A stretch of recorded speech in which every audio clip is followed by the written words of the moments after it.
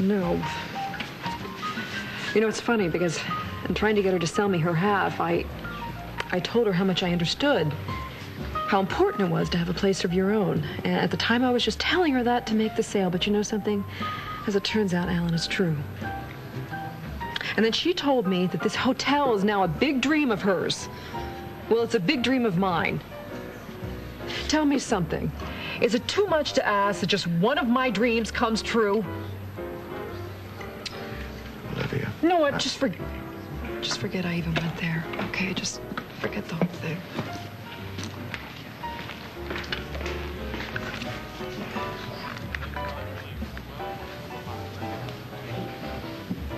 Yes, it's Alan Spaulding. I know it's late, but if I cared, I wouldn't be calling. Consider the bank open for business.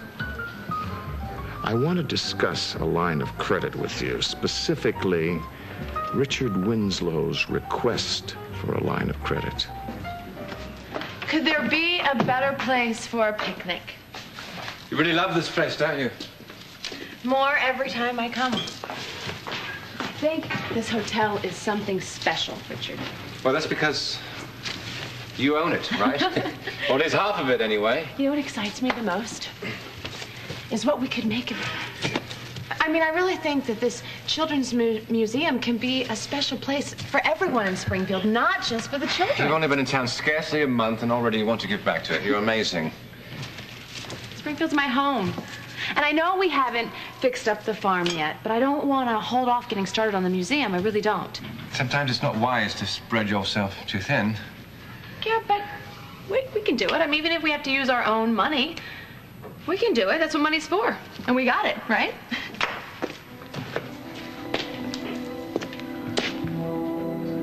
Ambassador Winslow, it's Suzanne Porter from Springfield Union Bank.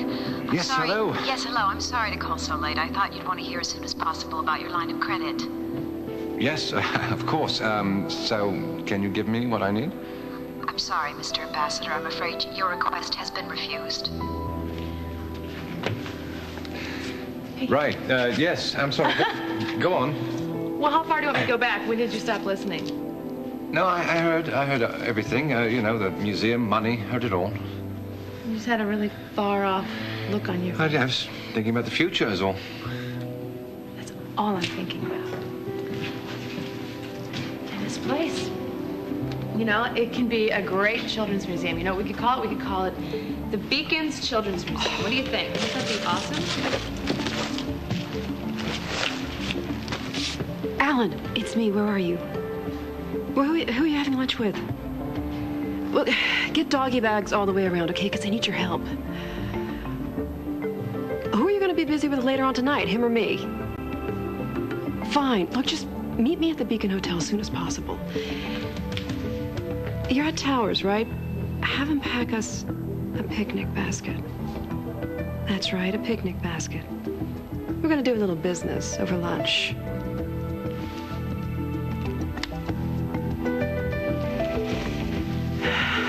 So, I had 5 new ideas when I woke up this morning. 5, is that all? Well, listen, my favorite one was to create an exhibit about some of the very noteworthy and successful people in this town about their childhood, and we could call it, you know, growing up to be great. Oh, what a marvelous way to bring home the point, you know, that just because the chips are down doesn't mean that there aren't great things on the horizon. Exactly. No, exactly, and I think it could be the centerpiece for the museum. And you know what? I think it could be right here on this first level. I think it'd be great to have it right off the main lobby. What do you think? What? Funny, that's exactly where I was thinking about putting the nightclub. Well, I hope we're not disturbing you. There's only one problem with turning this into a nightclub, though. The right name, coming up with the right name captures a blend of sass and class. You're right. It should be something simple, but catchy and easy to remember. I got it. What? How about Olivia's? Kind of has a nice ring to it. Yeah. I think it's perfect. Olivia's at the newly restored Beacon Hotel and Resort. I kind of like it.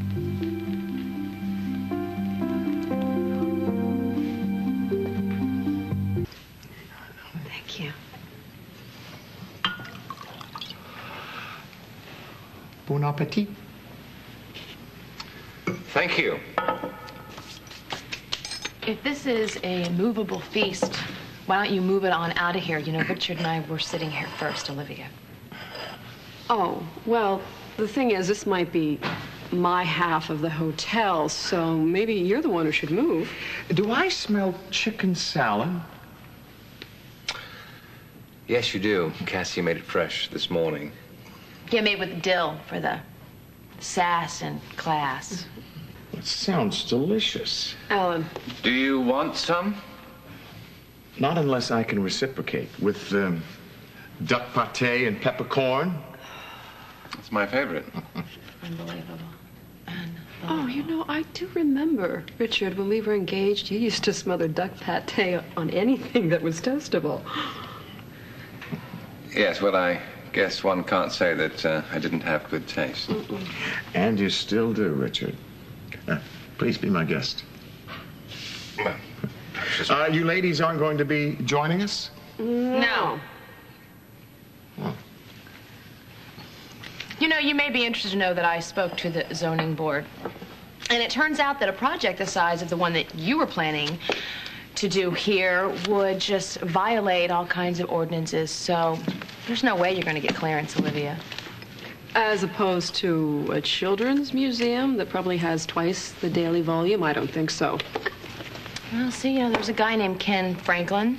He's the chairman, and he is seriously pro-kids. And when I told him my ideas about the children's museum, he loved it. Oh, he said that that is exactly what Springfield needs. Well, you know, I know Ken very well, and if there ever was a jazz enthusiast, it's him. I doubt that he would veto a plan that features a top-notch music venue. Jazz, kids. Now, I wonder which commitment would get Ken reelected to the board. I am going to go recheck the dimensions for where I'm going to put the growing up great exhibit. You mean where Olivia's will be? No, I don't. Enjoy the pate. Alan. Remember you having said something about taking measures to make up for interfering in my project? You remember that? You need to take some more.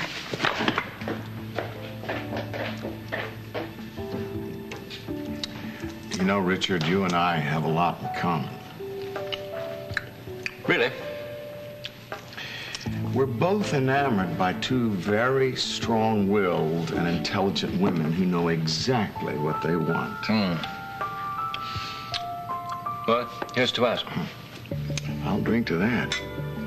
And you know, we could give them both what they wanted if we worked together.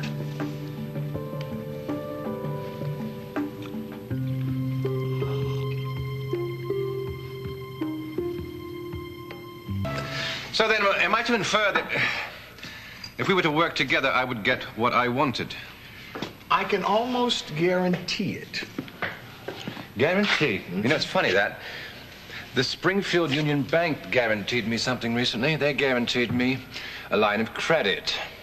Then they changed their minds. Now, you wouldn't happen to know why or who might have influenced their decision, would you? No, not at all. This is the first I've heard of it. Wait a minute. You own the bank, don't you? So you would be highly influential. Alan, you're trying to cut off my access to funds? It's not going to work. You know, I could simply go to another bank. But I'm not going to do that. You have other sources? Perhaps. Well, Springfield has given me a chance to make a fresh start. I intend to do just that. And when I have success, I'm not going to owe anything to anyone. I've made a lot of mistakes in my career, but underestimating my competition has not been one of them. Well, then perhaps you shouldn't start now.